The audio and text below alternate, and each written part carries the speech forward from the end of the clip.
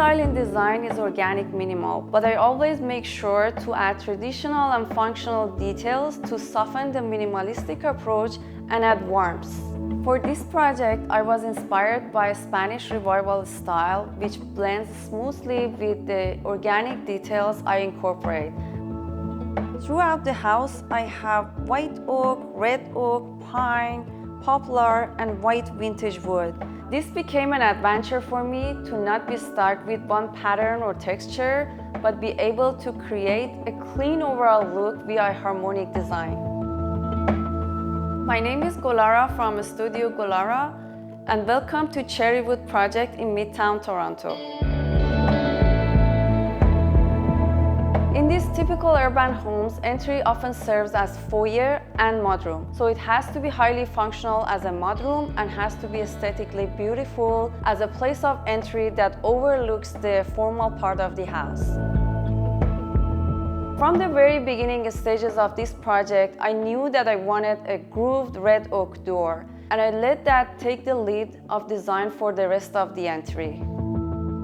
I introduced the curved design using the crescent-shaped doors of the closet and the arch-shaped door of the powder room. To highlight crescent shape of the doors, I used rattan to also lend to that colonial character of the house. The flooring was to be continued from the foyer into the powder room.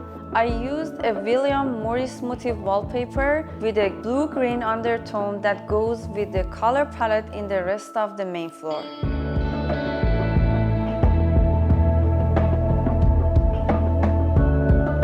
To add sophistication to the formal living space, I incorporated the curved design via the apparatus light fixture canopies and the curved grille door of the accessory cabinet in the dining area.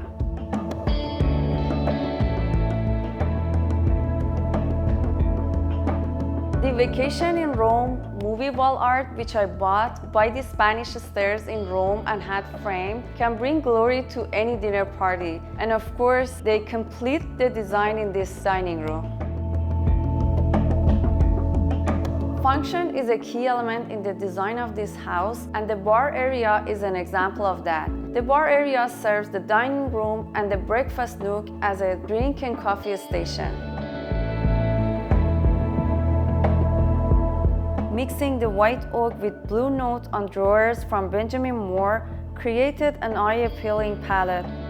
The brass pulls and shelf rails, and of course the Zelish tile backsplash added a vintage quality and character to the whole setting. The banquette in the breakfast nook has rattan-faced drawers that are not only beautiful but function as an ample storage.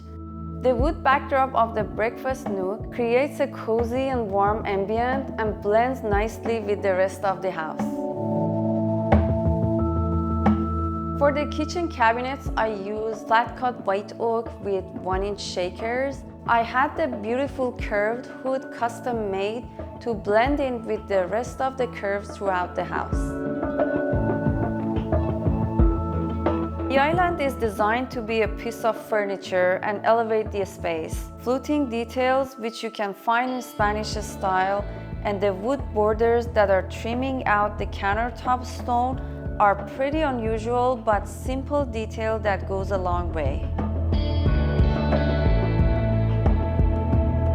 To have traditional details stand out, I designed countertops with 3/4 inch thickness to be sleeker and compete less with the woodworking around it.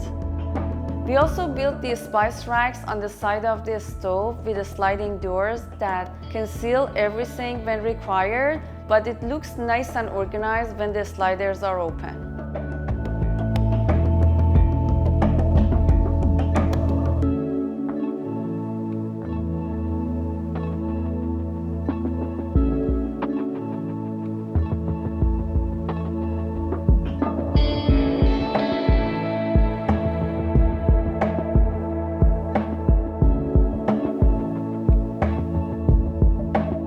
As a finishing touch to my Spanish Revival kitchen, I added hammered Moroccan pendants to go with the rest of the curves throughout the house and also blend with the golden tone of the cabinet.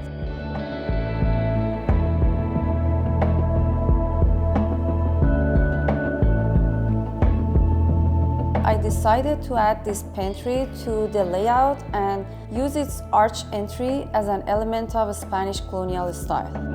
Though the pantry might look small, but it fits a ton, from snacks and ugly appliances to microwave and an extra deep farmhouse sink, so indeed it's a dream pantry.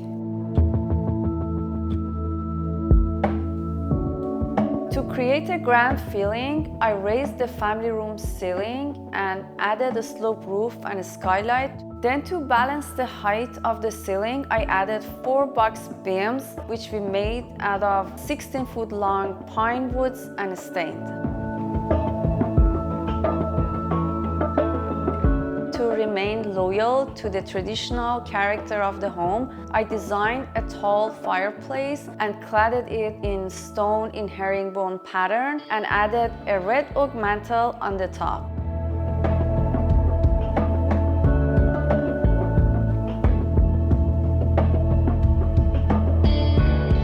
I came across this vintage window from centuries ago, and it felt like a missing puzzle part in this house.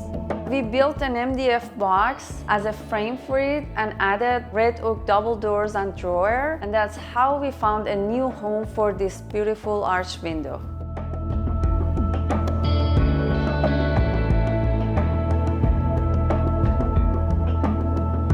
When I design spec homes, I have to be able to read minds for projects that are gonna come to the market in, say, 1.5 to 2 years from the planning phase. Having a thoughtful layout and timeless interior to predict all the needs of the family who are going to call that project home is essential to a successful approach in design.